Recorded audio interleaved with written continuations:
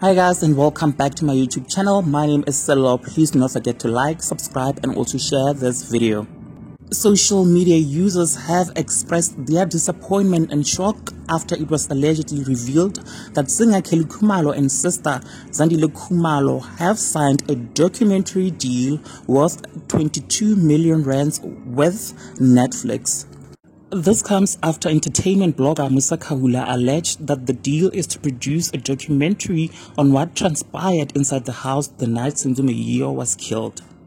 Musa Khawula wrote, Kelly Khumalo and Zandi Khumalo Gumede have reportedly signed a 22 million deal with Netflix to produce a docu-series about the version of events that took place inside the house the night Senzo Meyiwa was killed. He further on went on to write, Mama Joy, Maggie Phiri, some Orlando Pirates soccer player and political figures will be interviewed on the docu.